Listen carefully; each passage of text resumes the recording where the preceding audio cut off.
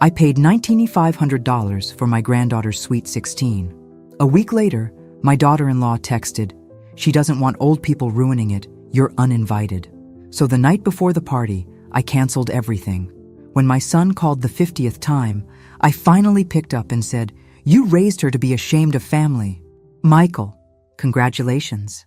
If you're watching this, subscribe and let me know where you're watching from. Now, you might think I'm just some bitter old woman, but let me tell you how we got here. Because this story starts 6 months ago when my granddaughter Emma casually mentioned she wanted the most epic Sweet 16 ever. At 67, I've learned to spot manipulation from a mile away. But when it comes from your own blood, wearing braces and batting those Williams family blue eyes, well, even tough old birds like me can get our hearts twisted around little fingers. "Grammy Dot," Emma had said, curling up next to me on my living room couch. "All my friends are having these amazing parties. Madison's parents rented out the entire country club. Sophia's having a winter wonderland theme with real snow machines." I should have seen it coming when Emily, my daughter-in-law, suddenly appeared from the kitchen carrying tea she'd never offered to make before. "Emma, don't bother your grandmother with party talk," Emily said sweetly, setting down cups with the kind of careful precision that screamed calculation. But Emma pressed on. "I just want something special, something that shows how much our family means to each other." The way she said family made my chest tight. After my husband Robert died 2 years ago, these moments with Emma had become everything to me. Michael was always busy with work, and Emily, well, Emily tolerated me at best. "What did you have in mind, sweetheart?" I asked, already knowing I'd moved from observer to participant in whatever game was being played. Emma's eyes lit up. "Well, there's this venue called Riverside Gardens. They do these incredible themed parties. The space rental is $8,000, but Grammy, imagine dancing under fairy lights by the river." 8,000. I felt Emily's sharp gaze on me, waiting. "And then there's catering," Emma continued. "Giuseppe's does these amazing Italian spreads. Everyone says they're the best." "How much would all this cost?" I asked carefully. Emma bit her lip. "Maybe 20,000? I know it sounds like a lot, but Grammy, this is my Sweet 16. It only happens once." $20,000. My Social Security and Robert's pension were comfortable, but 20,000 was serious money. Still, looking at Emma's hopeful face, I felt myself wavering. "Let me think about it," I said. That's when Emily made her move. "Dorothy, that's so generous of you to even consider it. I told Emma she was dreaming too big, but you've always been the kind of grandmother who makes dreams come true." The flattery was thick as molasses, but something in her tone bothered me. There was an edge underneath the sweetness, like she was reading from a script. 3 days later, Emma called crying. "Madison's mom said I can't compete with her party if I'm having some backyard barbecue. Grammy, please, I'll be humiliated." That night, I wrote the first check. Now, before you judge me too harshly for falling for the oldest trick in the book, let me paint you a picture of my family dynamics, or what I thought they were. Michael is my only child. When his father left us when he was 12, it was just Mike and me against the world. I worked double shifts at the hospital, scraped together college tuition, and watched him grow into a man I was proud of. He became an engineer, married Emily when he was 35, and gave me the granddaughter I'd always dreamed of having. Emily Patterson Williams came from money, old Chicago money, the kind that comes with trust funds and summer houses in Michigan.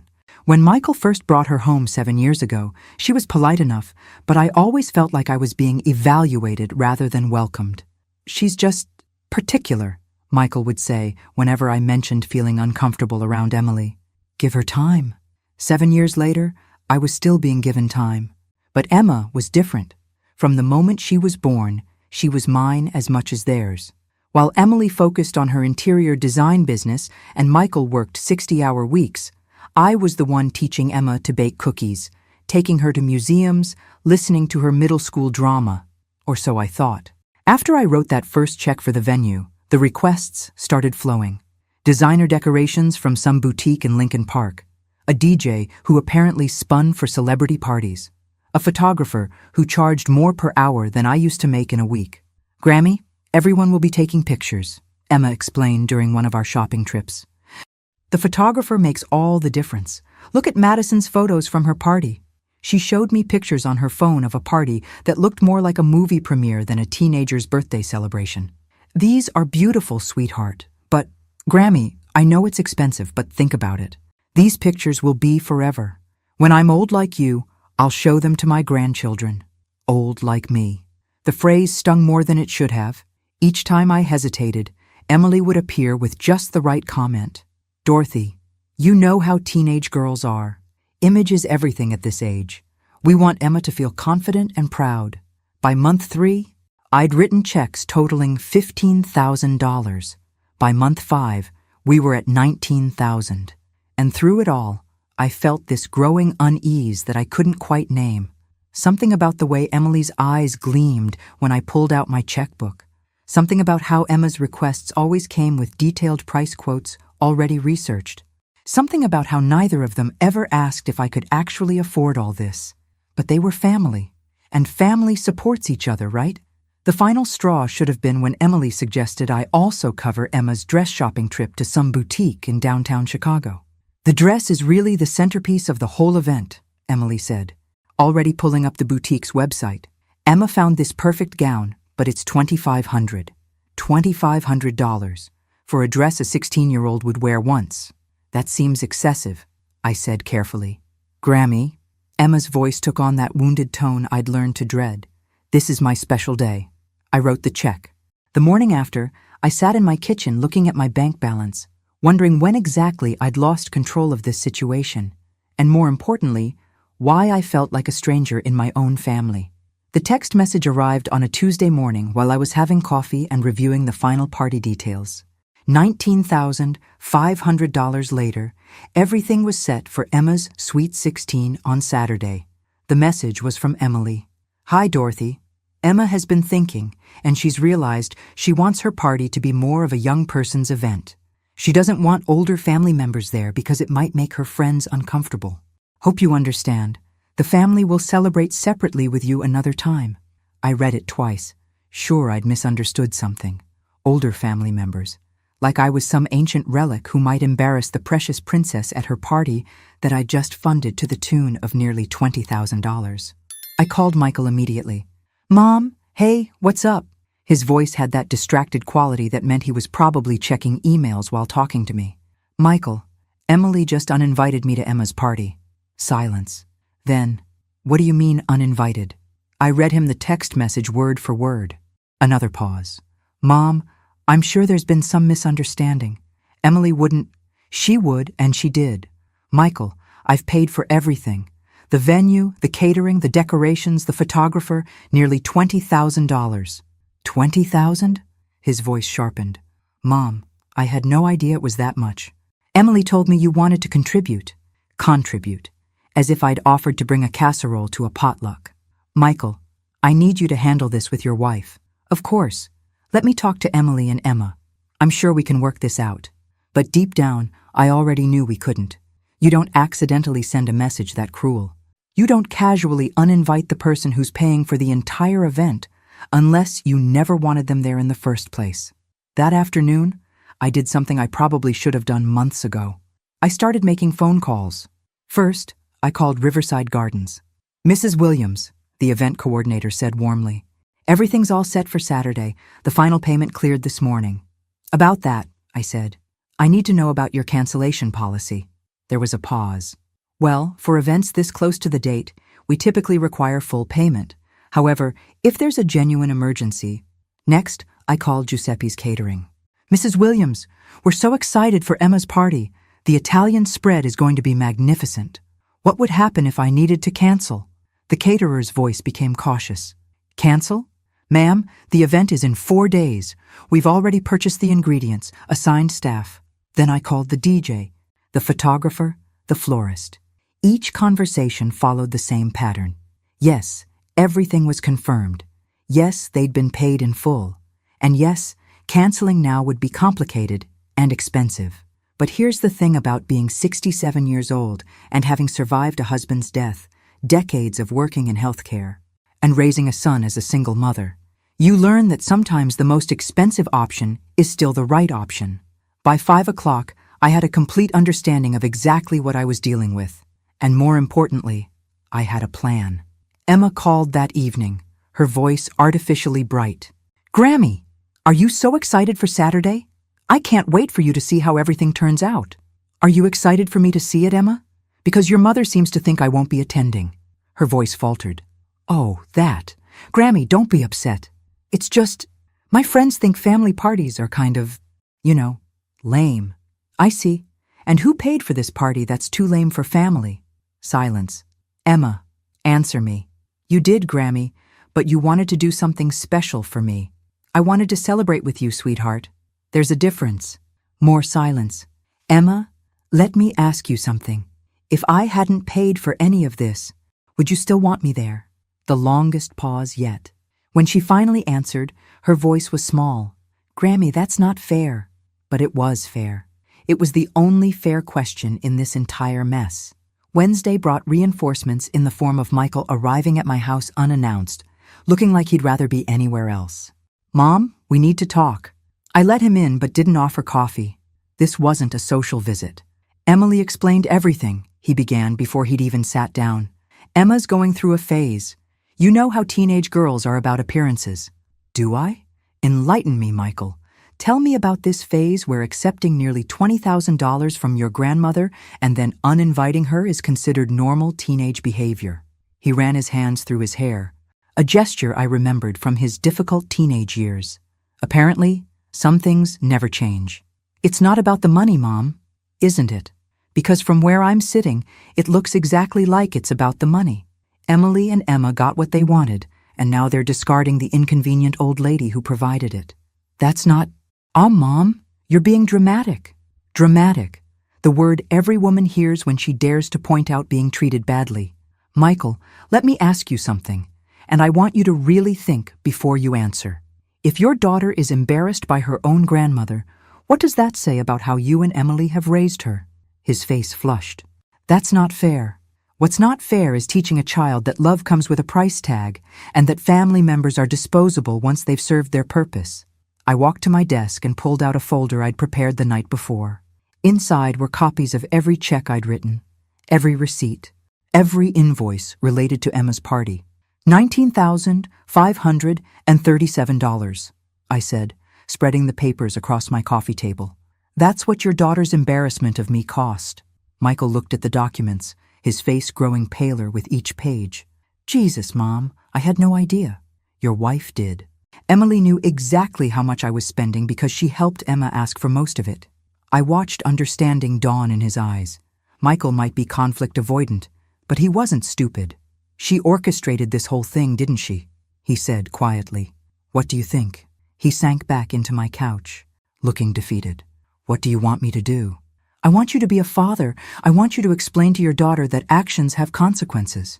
And I want you to have a serious conversation with your wife about respect. And if I do that, you'll—" "What? Forgive and forget?" I smiled, but there wasn't much warmth in it. "Oh, Michael, I'm afraid it's a little late for that." "What do you mean?"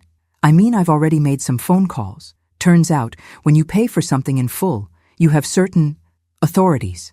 His face went white. "Mom, what did you do?" "Nothing yet. But I have until tomorrow night to make some final decisions about Saturday's event." "You wouldn't." "Wouldn't what?" "Exercise my right to cancel services I've paid for? Decide not to fund a party I'm not welcome to attend?" Michael stood up abruptly. "Mom, you can't punish Emma because you're angry at Emily." "I'm not punishing anyone, sweetheart. I'm simply applying the same logic Emma and Emily used. If I'm too embarrassing to attend the party, I'm probably too embarrassing to pay for it too. But all her friends are expecting. Are they? Or are they expecting a party funded by the grandmother who's apparently so shameful she can't be seen in public?" Michael started pacing, another old habit from his teenage years. "Mom, please, just come to the party. We'll work everything else out later." "Michael, do you hear yourself? You're asking me to pay $20,000 for the privilege of being tolerated by my own family." He stopped pacing and looked at me with something that might have been respect mixed with fear. "What would it take? For you to let the party happen?" I considered this carefully. Not because I was planning to negotiate, but because I wanted Michael to understand exactly what his wife and daughter had cost our family. It would take Emma calling me herself, not texting, calling, and apologizing genuinely for treating me like an ATM with legs. It would take Emily acknowledging what she's done and taking responsibility. And it would take you, Michael, promising me that this kind of manipulation will never happen again. That seems reasonable, does it? Then make it happen. He left, promising to fix everything. But I'd already decided that some things couldn't be fixed. Thursday passed without a single phone call. Friday morning brought a group text message to me, Michael, and Emily. Can't wait for tomorrow. Going to be the best day ever. Love you all.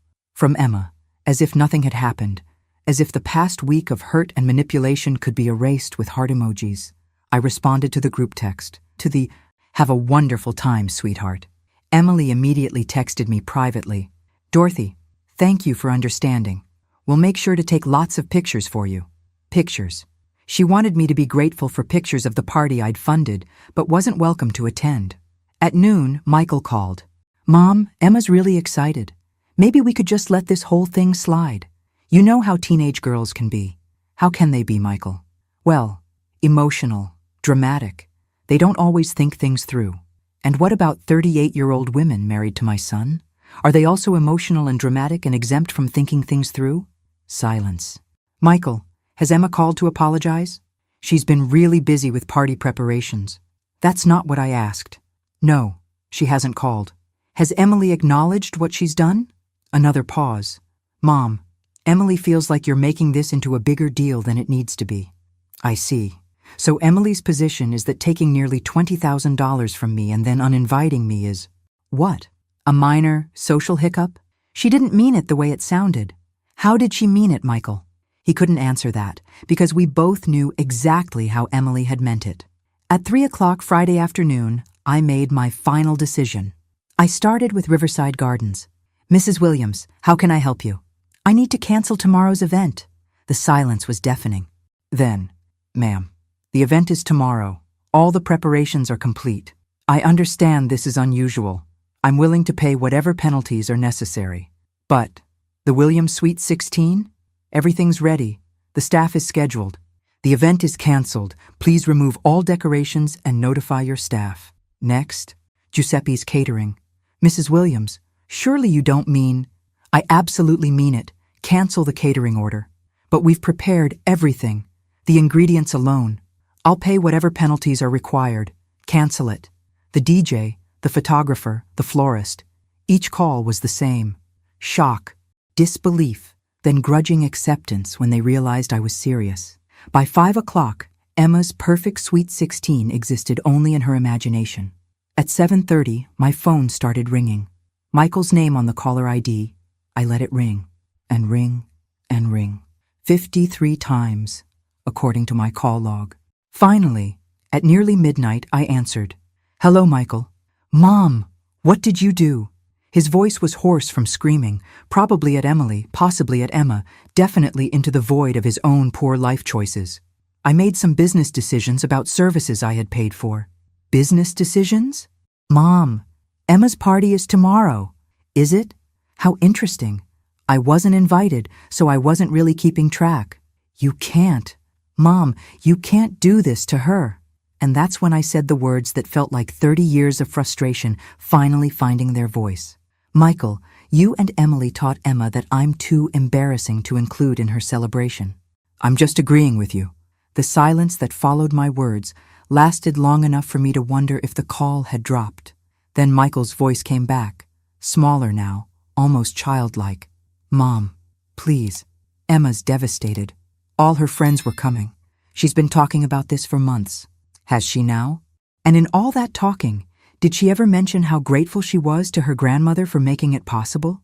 She's just a kid, Mom. She's 16, Michael. At 16, I was working after school to help support my family. At 16, you were volunteering at the animal shelter every weekend. At 16, a person is old enough to understand gratitude and respect. I could hear Emily's voice in the background, sharp and angry, though I couldn't make out the words. Emily wants to talk to you, Michael said. I'm sure she does. The phone rustled as it changed hands. Dorothy. Emily's voice was arctic. I don't know what kind of game you think you're playing, but you're hurting an innocent child. Am I? Because this innocent child seemed perfectly comfortable hurting her innocent grandmother. Emma never meant to hurt you. She was just trying to avoid an awkward situation with her friends. What exactly would have been awkward about her grandmother attending her party? Emily? Well, you know how it is. Different generations, different interests. The kids would have felt like they had to behave differently with adults around. Adults? You mean the adult who paid for the entire party? That's not… Dorothy, you offered to help with the party. No one forced you. Here it was. The lie I'd been waiting for Emily to tell. Did I offer, Emily? Or did Emma and you ask me repeatedly for money while researching exactly what everything would cost? I don't know what you're implying. I'm not implying anything. I'm stating directly that you and Emma manipulated me into paying for a party you never intended for me to attend. That's ridiculous. Is it? Tell me, Emily, when exactly were you planning to uninvite me? Before the first check I wrote, or after you'd gotten everything you needed? The silence told me everything. Here's what's going to happen, I continued. Tomorrow, instead of hosting a party she can't afford at a venue she doesn't deserve with food she didn't pay for, Emma is going to learn something valuable about consequences, and you, Emily, are going to learn something about respect. You can't just destroy a child's special day because your feelings were hurt. Watch me. I hung up. The phone immediately started ringing again. I turned it off. Saturday morning arrived gray and drizzly, which seemed fitting. I made coffee, scrambled eggs, and sat on my back porch watching the neighbor's cat hunt through my garden. Peaceful, quiet, exactly the opposite of what would have been happening at Riverside Gardens about now. My doorbell rang at 9:30. Through the peephole, I could see Emma standing on my front step, still in her pajamas, her eyes red from crying. I opened the door. Grammy? Her voice was small, broken. Please, my friends. They're all expecting… Everyone knows about the party. Looking at her, I felt a sharp pang of something that might have been regret. This was still my granddaughter. This was still the little girl who used to beg me to read just one more bedtime story. But she was also the young woman who had looked me in the eye and asked for thousands of dollars while planning to exclude me from the celebration. Emma, can you tell me why you thought it was acceptable to take money from someone you were planning to uninvite? Her face crumpled. I didn't. Mom said, Grammy, I never meant for this to happen. What did you mean to happen? I wanted a perfect party like everyone else has. And you thought a perfect party couldn't include your grandmother. No. Yes? She was crying now. The kind of crying that comes when someone realizes they've made a terrible mistake. Grammy, my friends would have thought it was weird. Would they? Or would you have been embarrassed of me? The truth was in her face before she could form words to deny it. Oh, sweetheart, I said softly. What kind of person are you becoming? That's when she broke completely, sobbing on my doorstep like the child she still was in so many ways.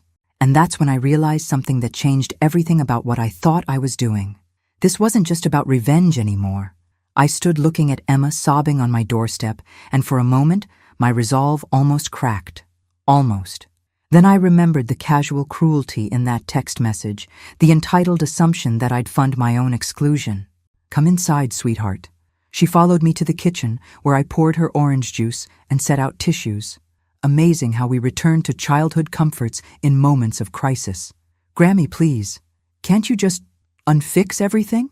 Fix what exactly? The party. Call everyone back. Tell them it was a mistake. I sat across from her at my small kitchen table. Emma, do you understand what you and your mother did to me? We hurt your feelings, and I'm sorry. I really am. This goes deeper than hurt feelings, sweetheart. You taught me something about how you see me, about how I fit into your life. She wiped her nose with a tissue. That's not, I love you. Grammy, do you? Or do you love what I can do for you? The question hung between us like a challenge. That's not fair. Emma, when's the last time you called me just to talk? Not to ask for something. Not because your parents made you, but because you wanted to hear my voice? She opened her mouth, then closed it. When's the last time you asked about my life? How I'm doing since Grandpa Robert died? Whether I'm lonely? What I do with my days? Her face was flushing now, the kind of red that comes with uncomfortable self-awareness. Grammy, I'm busy with school and friends and I know you are. But Emma, relationships aren't one-way streets. For 6 months, you and your mother have treated me like a bank account with legs. Mom said you wanted to help. I did want to help, but I also wanted to be part of your celebration. I wanted to watch you blow out candles and dance with your friends. I wanted to take pictures and embarrass you by crying because my granddaughter was growing up so beautifully. Emma's tears started fresh. Grammy, I didn't think. No, you didn't. You thought about what you wanted and how to get it. You didn't think about how it would feel to be discarded once I'd served my purpose. I can fix this. I'll tell everyone the party's back on. I'll tell Mom she was wrong. Emma, the vendors have been canceled. The deposits are lost. But more importantly, something between us broke this week, and it can't be fixed with apologies. What do you mean? I reached across the table and took her hand. I mean, you need to decide who you want to be. Sweetheart, the kind of person who uses people, or the kind who values them. I do value you. Then prove it. Before she could ask how, my doorbell rang again. Through the peephole, Emily, looking like she'd dressed in a hurricane. I opened the door. Where is she? Emily demanded, pushing past me. Emma, get in the car, now. Mom, I'm talking to Grammy. You're manipulating your grandmother, just like she manipulated us. I actually laughed. I'm sorry, what did I manipulate you into doing, Emily? You made us think you wanted to help with the party. I did want to help. I also wanted to attend. That was never discussed. Because you never intended to include me. Emma looked between us, understanding dawning in her face. Mom, Emma said slowly, did you always plan to uninvite Grammy? Emily's pause was answer enough. Emily's face went through several expressions before settling on defensive anger. Emma, you said you wanted a party just for your friends. I said I wanted a cool party. I never said Grammy couldn't come. You said you'd be embarrassed if it felt too much like a family gathering. I said I wanted it to feel special. That doesn't mean Grammy couldn't be there. I watched this exchange with fascination. Emily was cornered now, caught between her lies to Emma and her lies to me. Emily, I said quietly, were you planning to uninvite me from the beginning? Of course not. It was just, Emma changed her mind about what she wanted. Emma stood up abruptly. Mom, stop lying. Emma, don't be dramatic. I'm not being dramatic. You told me weeks ago that Grammy would probably feel out of place with all my friends there. You said it would be better if we celebrated with family separately. Emily's face went white. You convinced me it would be awkward for everyone, Emma continued, her voice growing stronger. But you never said anything about Grammy paying for everything. Emma, your grandmother offered. She offered because you and I asked her to. Over and over again. I felt a surge of something that might have been pride. Emma was finally seeing the manipulation clearly. And now all my friends know about the party, and nothing's happening, and everyone's going to think I'm a liar. Emma continued, tears starting again. Sweetheart, I said gently, what do you think matters more? What your friends think, or what kind of person you're becoming? I don't know, she wailed. I just wanted a perfect party. Emma, Emily said sharply, stop making this bigger than it is. Your grandmother is being vindictive because her feelings got hurt. That word, vindictive, as if standing up for myself was somehow wrong. Emily, let me ask you something. If I hadn't paid for this party, would Emma have been upset about not having it? That's not the point. It's exactly the point. You created a situation where Emma felt entitled to something she couldn't afford, then excluded the person who made it possible. We were going to include you in other ways. What other ways? Emily faltered. Pictures, stories about the party. Ah, so I could pay for the privilege of hearing about the fun I wasn't allowed to have. Emma was staring at her mother with something that looked like horror. Mom, that's awful. Emma, you don't understand adult relationships. I understand that Grammy paid $20,000 for something she wasn't allowed to attend. Emily's composure was cracking. Your grandmother has plenty of money. It's not like this was a hardship for her. That stopped me cold. Excuse me? Well, Robert left you very comfortable. It's not like you have anything else to spend money on. The audacity was breathtaking. In Emily's mind, my money wasn't really mine because I didn't have the right kind of expenses. Emily, Whether I can afford something doesn't give you the right to take advantage of me. No one took advantage. Mom. Yes, you did. Emma's voice was steady now. We totally took advantage of Grammy. Emily turned on her daughter. Emma, we are leaving. Now. No. The word hung in the air like a gauntlet thrown down. What did you say? I said no, Mom. I want to talk to Grammy. Emma, get in the car this instant. Or what? You'll ground me? Cancel my party? I almost smiled at that. Emma already canceled it. Emily whirled on me. You think you're so clever, don't you? I think I finally understand what I'm dealing with. You're dealing with a family that loved you enough to include you in something special. Include me? Emily, you uninvited me via text message. That was just exactly what you intended. Emily grabbed Emma's arm. We're going home, now. Let go of me, Mom. Emma, don't make you what? Treat me like you treated Grammy? That comparison hit Emily like a slap. Her grip loosened. That's completely different. How? Emily couldn't answer, probably because she was finally realizing how her behavior looked through her daughter's eyes.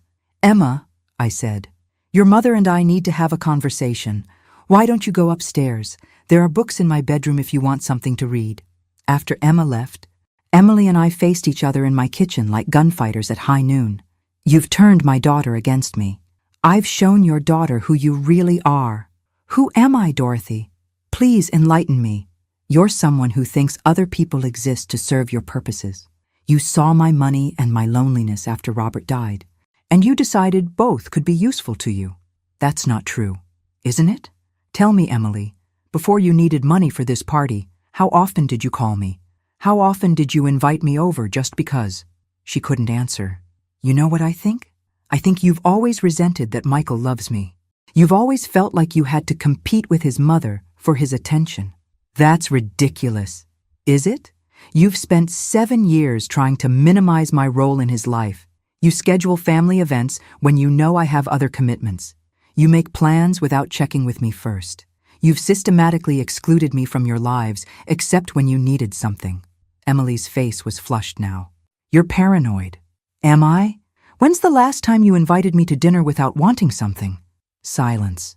When's the last time you asked Michael to call me just because? More silence. When's the last time you encouraged Emma to spend time with me without an agenda? Dorothy, you're reading too much into normal family dynamics. Normal? Emily, in normal families, grandmothers are treasured, not tolerated. We treasure you.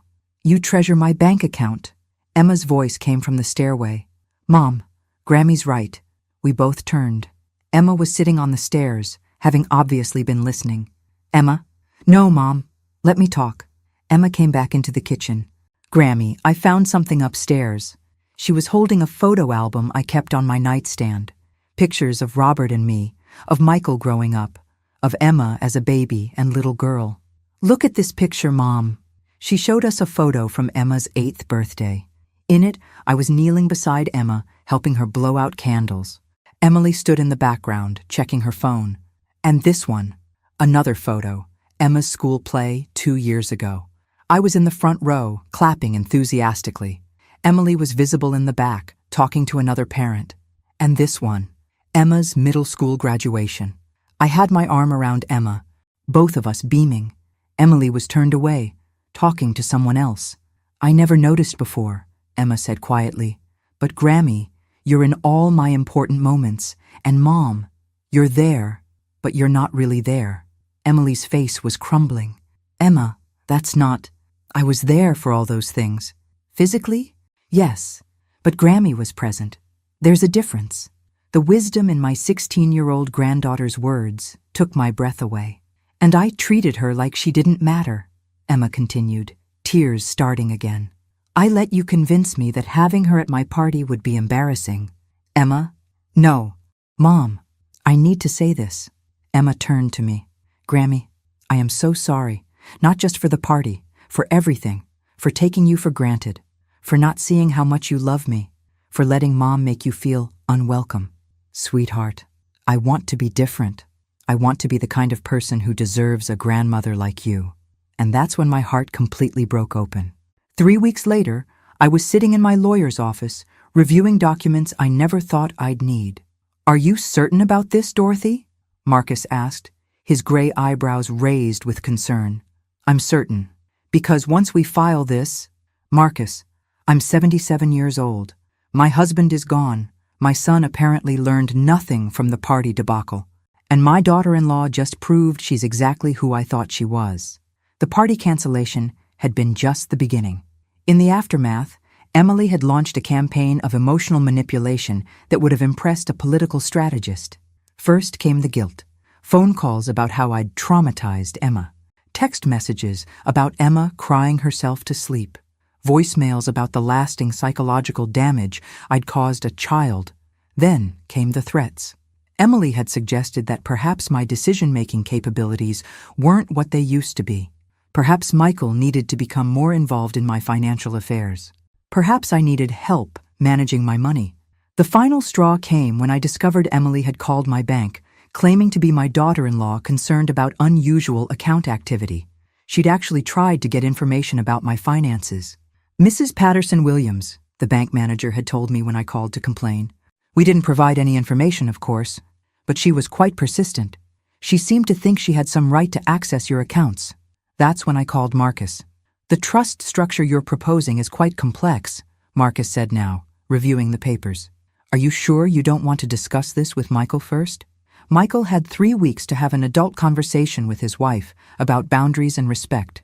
Instead, Emily has doubled down on her behavior. What exactly happened? I pulled out my phone and showed him the text messages. From Emily: "Dorothy, we need to talk about your increasing isolation and erratic behavior. Michael is concerned." From Emily: "Your vindictive response to a simple misunderstanding suggests some concerning changes in your personality." From Emily: "We think it might be time to consider whether you should be making major financial decisions alone." Marcus whistled low. "She's questioning your mental competency? She's setting up a narrative where I'm the unstable old woman who needs her family to protect her from herself. And Michael is caught in the middle, trying to keep everyone happy, which means he's effectively enabling Emily's behavior." Marcus set down the documents. "Dorothy, what you're proposing will protect your assets, but it will also create significant family conflict. The family conflict already exists. I'm just refusing to pretend it doesn't. Walk me through this one more time." I took a deep breath. "The trust gets everything. The house, the investments, Robert's life insurance money, all of it. Emma gets an education fund that Emily can't touch. Michael gets a modest inheritance when I die, but only if he's maintained a respectful relationship with me. And if he hasn't, his portion goes to charity. That's a powerful incentive for good behavior. It's also a test. If Michael chooses Emily's manipulation over his mother's well-being, then he's not the son I raised, and he doesn't deserve Robert's legacy." Marcus nodded slowly. "And the immediate changes? My house gets transferred to the trust tomorrow. All my accounts get restructured. Emily will wake up Monday morning to discover that her financial access to me has been completely eliminated. She's going to be furious. She's going to be exactly what she's always been. The only difference is now she won't be able to hide behind fake concern and manipulation. And Emma?" I smiled for the first time in weeks. "Emma has been calling me every day since the party incident. Real calls, about school, about friends, about whether she should try out for the debate team. She's also started asking about Robert, about what he was like, about our life together. That's wonderful. She's becoming the person I always knew she could be. Sometimes people need to see the consequences of their choices before they can change." Marcus gathered the papers. "I'll have everything ready by Monday." "Good. Dorothy, once this is done, there's no going back." "Marcus, I haven't been truly happy in my own family for years. They've made me feel like a burden, an obligation, an inconvenient reminder of their duty. The only person who treats me like I matter is my granddaughter, and she had to learn that by watching me stand up for myself. And if Michael chooses Emily over rebuilding his relationship with you, then I'll know where I stand, and I can stop pretending otherwise." That night, Emma called. "Grammy, are you really going to change your will? Word travels fast in families. How did you hear about that?" "Mom was screaming about it to Dad. Something about financial manipulation and you losing your mind. What do you think?" "Sweetheart, I think Mom's scared because she can't control you anymore." 6 months after the Sweet 16 that never happened, Emma graduated from high school as valedictorian. I sat in the front row, crying proud tears as she delivered a speech about courage, integrity, and the people who love us enough to hold us accountable. After the ceremony, she found me in the crowd. "Grammy, there's something I want to tell you." "What's that, sweetheart?" "I've been thinking about that day when you canceled the party. At first I was angry and hurt and embarrassed. I know you were. But then I realized something. You loved me enough to let me be angry with you if it meant teaching me something important." I felt tears starting again. "What did you learn?" "I learned that real love isn't about giving people what they want. It's about helping them become who they're supposed to be." My remarkable granddaughter had understood something it had taken me 67 years to figure out. I also learned that you can't treat people badly and expect them to keep accepting it just because you're family. That's a hard lesson. It is. But Mom needed to learn it too. I looked around the graduation reception. Michael was talking to other parents, looking proud and happy. Emily stood nearby, but she wasn't engaging with the group. In fact, she'd barely spoken to me beyond polite greetings. The trust had done exactly what I'd intended. It removed Emily's financial motivation for maintaining a relationship with me, and in doing so, revealed that she'd never wanted one in the first place. "Grammy, can I ask you something?" "Anything. Do you ever regret what you did?" I thought about this carefully. I regret that it was necessary. I regret that your mother and I couldn't find a way to respect each other, but I don't regret standing up for myself. Dad says you've changed. Have I? You're stronger now. More yourself, if that makes sense. It made perfect sense. For years, I'd been shrinking myself to fit into their version of who I should be. Convenient, undemanding, grateful for whatever scraps of attention they threw my way. "Emma, I want to tell you something important. You never have to accept being treated badly, not by friends, not by romantic partners, not even by family. Love doesn't require you to tolerate disrespect." "Is that why you changed your will? To protect yourself?" "I changed my will to protect what your grandfather and I built together. I changed it to ensure that the people who benefit from our life's work are people who value what we valued. And if Dad doesn't, then he'll have made his choice and I'll have made mine." Emma hugged me then, fierce and tight. "Grammy, I'm proud of you. I'm proud of you too, sweetheart." As we stood there in the crowded reception hall, I felt something I hadn't experienced in years. Complete peace with my decisions. The party that never happened had cost me $19,500, but it had bought me something priceless. The knowledge that I was worth more than convenience, more than obligation, more than the role others wanted me to play. 6 months later, Emma started college with a full scholarship and a trust fund that would cover anything the scholarship didn't. Michael and I had coffee once a week, slowly rebuilding our relationship on terms that respected both of us. Emily and I maintained polite distance. And me? I learned that sometimes the most loving thing you can do is refuse to enable someone else's worst impulses, even when that someone is family, even when it costs everything you thought you wanted, even when it means canceling the party. Thanks for listening. Don't forget to subscribe and feel free to share your story in the comments. Your voice matters.